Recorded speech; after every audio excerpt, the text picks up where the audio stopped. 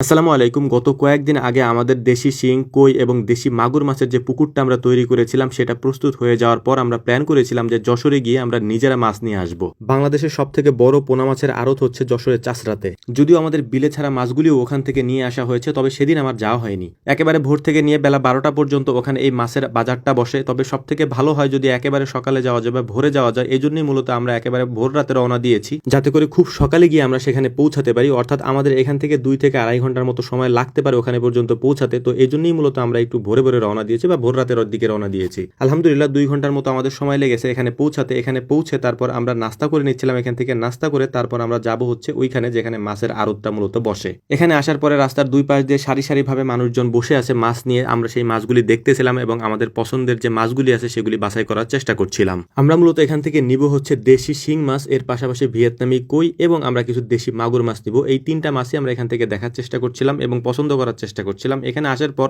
অনেক ভাইদের সাথে পরিচিত হলো, ওনাদের সাথে কথা বললাম, পরামর্শ নিলাম এবং পরামর্শ নিয়ে আমরা মাছগুলি দেখতেছিলাম। কারণ এটা একটা অবাক করার মতো কাণ্ড, যেহেতু আমাদের এরকম আগে পরে দেখা হয় নাই। এটার মূল একটা কারণ আছে, সেটা আমি আপনাদেরকে বলি। আমাদের এখান থেকে যখন আমরা মাছ কিনি তখন পুকুরে ছাড়ার জন্য এককভাবে কোনো মাছ আমরা পাই না। আমরা এখানে মিক্স মাছগুলি পাই, অর্থাৎ বিভিন্ন ধরনের পোনা মাছগুলি মিক্স করে তারপরে এগুলি বিক্রি করা হয়। যেটা আপনার পছন্দ না আপনার সেটাও নিতে হবে, আবার যেটা আপনার পছন্দ সেটা আপনি পরিমাণে কম পাবেন। তো এরকম হওয়ার কারণে আমাদের অনেক সময় যে মাছগুলি আমরা চাষ করি ওই মাছগুলি ভালো তেমন একটা গ্রোথ আসে না, এবং ওই গ্রোথটা না আসার কারণে আমাদের মধ্যে একটা আক্ষেপ থাকে যে তাহলে এরকমটা কোথায় পাওয়া যায়। তো ফাইনালি এখানে এসে দেখলাম যে এরকম কোনো মিক্স মাছের কোনো সুযোগ এখানে নেই। আপনি প্রত্যেকটা মাছ আলাদা আলাদা আছে। আপনি যে জাতের মাছ নিতে চান বা যে মাছ নিতে চান ওই মাছ আলাদা আছে। যদি আপনি গ্রাস কাপ নিতে চান ওইটা আলাদা আছে, যদি আপনি কাতল নিতে চান ওইটা আলাদা আছে। আপনি আমেরিকান রুই নিতে চাইলে, নাইলোটিকা নিতে চাইলে, যে কোনো মাছ আপনি নিতে চান এটা আলাদা আলাদা করে আপনি অল্প অল্প করে হলেও নিতে পারবেন। বেশি করে হলেও তো নেওয়াই যাবে। তবে এখানে সব থেকে বেশি সুবিধা হচ্ছে আমরা ধরেন অনেক দূর থেকে এসেছি, আমাদের মাছগুলি কেনা হয়ে গেছে, ওই মাছগুলিকে হচ্ছে এখানে সুন্দর করে একটা বস্তার মধ্যে ভরে, মানে পলিথিনের মধ্যে ভরে অক্সিজেন দিয়ে তারপর আমাদের গাড়ির মধ্যে আমরা উঠাচ্ছিলাম,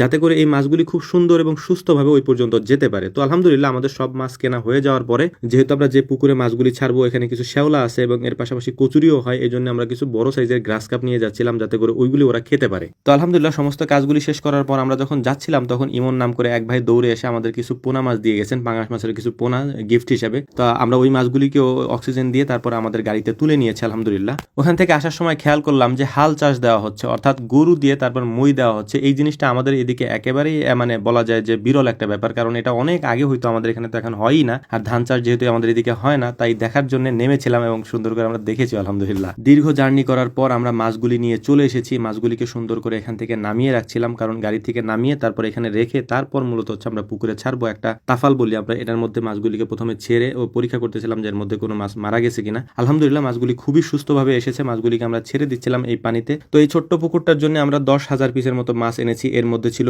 কই, শিং এবং দেশি মাগুর। এই মাছগুলি ছাড়ার পাশাপাশি আমরা এখানে কিছু গ্রাস কাপও ছেড়েছি। তো এই কাজগুলি কমপ্লিট করার পর আমরা এখন বাড়ির দিকে যাবো ইনশাআল্লাহ, কারণ আমরা একেবারে ভোর রাতের দিকে বের হয়েছি। আমাদের বাড়িতে পৌঁছাইতে একটু সময় লাগবে, কারণ এটাও যেহেতু একটু দূরে। তো যাই হোক আমাদের জন্য দোয়া করবেন, আল্লাহ তাআলা যেন আমাদের ব্যবসায় বারাকা দান করেন। আসসালামু আলাইকুম ওয়া রাহমাতুল্লাহ।